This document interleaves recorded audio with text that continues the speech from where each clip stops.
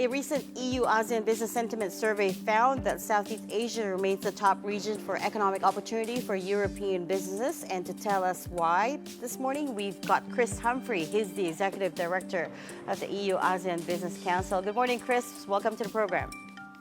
Good morning, Regina. Thank you for having me. Let's get right to it. You guys shared with us a number of charts and figures, and the first thing that caught my eye was the sentiment around ASEAN as a major economic, destination for EU businesses. What's the story there? I think the story really is ASEAN's story. It's ASEAN's growth story. And in a world where we currently live in a lot of geo-economic uncertainty stemming largely from US trade policies, ASEAN represents one of the few bright spots on the planet. It's a region that's growing on average at around 5% per annum, right across all the 10 markets. It's a region that offers a great deal of diversity, I think, for businesses to look at as well. And then you've got growing urbanization and growing middle class, geographically well placed, critical raw materials across the entire region as well. All of these are big pluses for European businesses when they're looking to how they can invest their money going forward, which parts of the world will give them the greatest returns, which parts of the world offer them the greatest optimism. And clearly ASEAN is coming out on top. Are there specific sectors or industries that are more promising than others, or does your report drill down to such level? The report itself doesn't go down into such level, but talking to our members, talking to European businesses, it's right across the board. It's not just in manufacturing, it's in the services sector as well. On the manufacturing side, it's both high-end and less technologically advanced manufacturing. I think the point is the region offers such a diverse range of options, it attracts all kinds of business interests. I want to zoom in on the Philippines now because one of the charts was interesting. It showed that only about 40% of companies in the Philippines were looking to expand. So it's about half, right? If viewers can just see that, the Philippines bar almost evenly spread between orange and blue versus the other Southeast Asian countries where there's much more optimism. What's the story there? Well, I think the first thing to point out is the data collection for this survey was done right at the height of tariff uncertainty. It coincided almost exactly with the so-called Liberation Day announcement coming out from Washington, D.C. So that's the first thing to note. And therefore, I think a lot of people were responding to this. They were thinking about, what do we need to do? There's so much uncertainty. Are we going to keep our powder dry in terms of investment?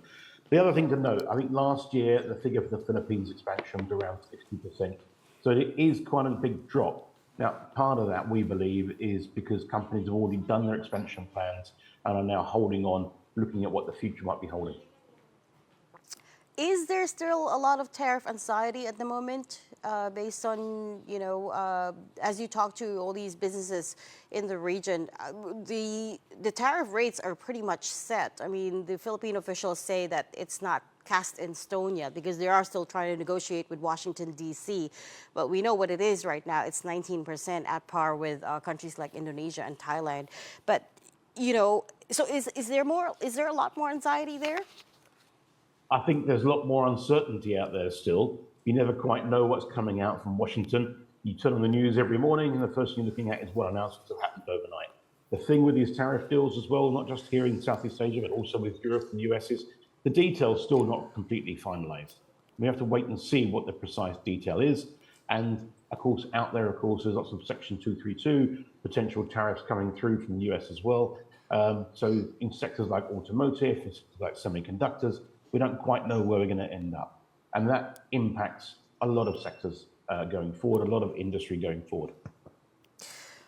Of course, Chris, ASEAN is not homogenous, and there is increased optimism for the region, but also specifically Vietnam, Indonesia, Singapore, and Thailand are being seen as the top markets, and the Philippines did not make that list. What can you tell us when you compare these countries side by side? What's their edge, and what would the Philippines need to do to compete better? Well, the edge for Singapore and Vietnam is quite simple. They have free trade agreements in place with the European Union. And as we've seen with Vietnam in particular, since that FTA was implemented, we've seen trade and investment levels skyrocket from European businesses going into the country. So that's the answer for those two. Indonesia, of course, is the region's biggest economy, but by some distance. And therefore, it's always going to be attractive to European businesses. It's always showing strong numbers. And we're on the cusp of a finalized free trade agreement between the EU and Indonesia as well, which should be announced later this month. Thailand has been traditionally a strong manufacturing base for European businesses. I think that's what really explains that one. So for the Philippines, we have an ongoing negotiation with Europe on an FTA. I understand that's going extremely well, both from officials in DTI and from officials in Brussels. And I think there's a lot of optimism we can get it done by the end of next year. And I think for the Philippines, that's absolutely crucial to get those numbers back up. I also understand talks are going well, except none of the officials would want to give me a timeline when I press them. But thank you so much for that. We'll leave that there. Yes, sorry, that's all the time we have for today. Thank Chris Humphrey, Executive Director of the EU-ASEAN Business Council. Thanks for your insights.